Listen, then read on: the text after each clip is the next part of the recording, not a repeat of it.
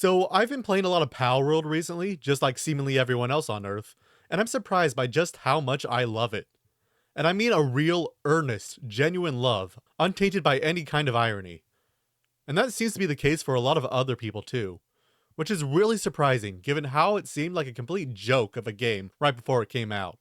And that's not because it seemed especially bad, but because the advertising seemed to present the game as a joke not meant to be taken seriously. It's Pokemon, but with guns. It's pretty obvious why that's absurd, right? Yet here I am, loving Palworld despite going into it thinking it was going to be another Harry Potter with a gun. So I wanted to give a little explanation why I think this weird difference between the marketing and the game exists. If you heard about Palworld before its release, it's almost certainly through the lens of its more edgy features. You can arm your monsters with guns, you can shoot them yourself, you can capture other people, and you can make them work for you in your own little sweatshop. These are all fairly common jokes within Pokemon discourse because it's the natural conclusion of trying to understand that world. If you have these incredible creatures who obey your every command, and you can seemingly capture anything to make them subservient, why can't you do these things? And, of course, the reasoning is, Pokemon is a game for children. They're not going to explicitly make connections to animal abuse. So the idea of actually including these things in a Pokemon-like game might seem inherently comedic.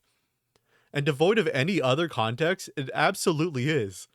This image of cute little Lamballs operating a turret is the first image on Steam for a reason. It's a hook that gives into our desires, not necessarily what we want a Pokemon game to be, but instead, wouldn't it be funny if Pikachu had a gun? And that's the real selling point of this game. But actually playing it doesn't feel as absurd. Because while yes, you can shoot and club a Lamball for meter capture, I still love these little guys. In fact, punching one with my bare hands doesn't feel violent either. It absolutely is, but it doesn't feel that way.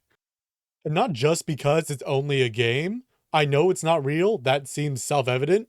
But if I compare to, say, Call of Duty, that game absolutely encourages a feeling of violence. And this can extend to the monster collecting genre as well. A useful point of comparison here is PETA's Pokemon Black and Blue. That's right, PETA, the animal rights organization.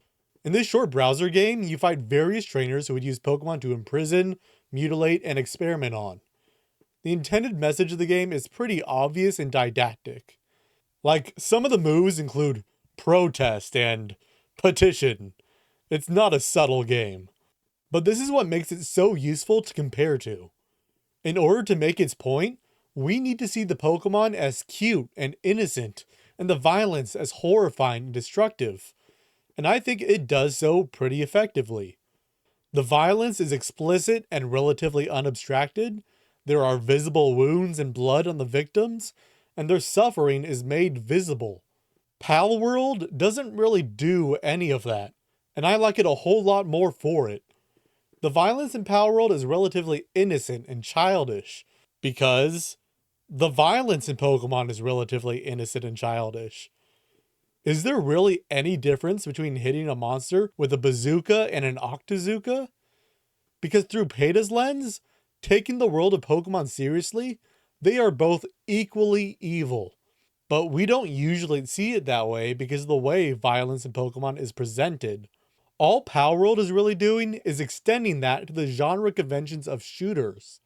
So instead of thinking about the game so abstractly, let's compare to the actual experience of playing the game.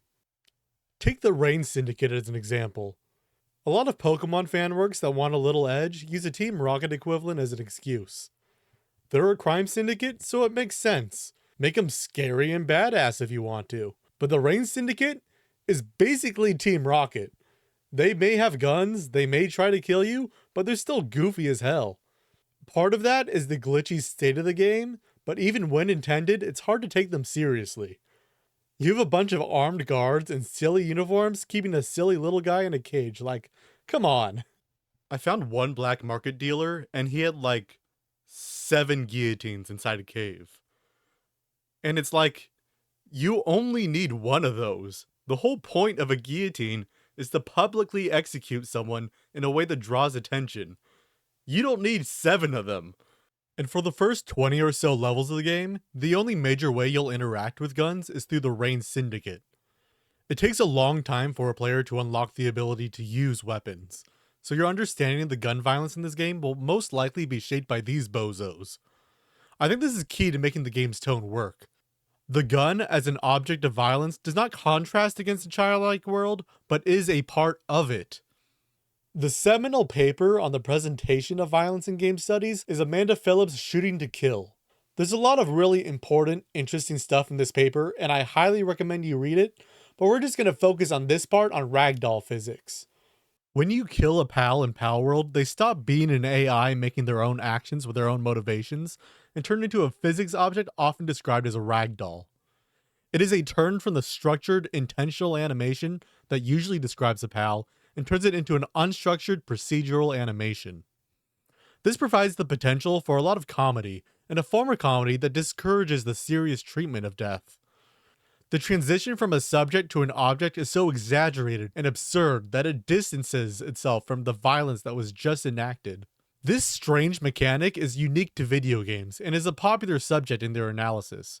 We could say that this minimizes the serious treatment of violence.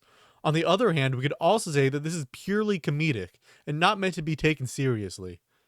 But sticking to just one or the other would be oversimplifying.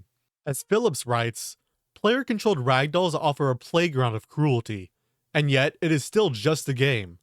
This blended moment of seriousness and fun is ripe for critique, yet so much energy has been invested into characterizing them as one or the other.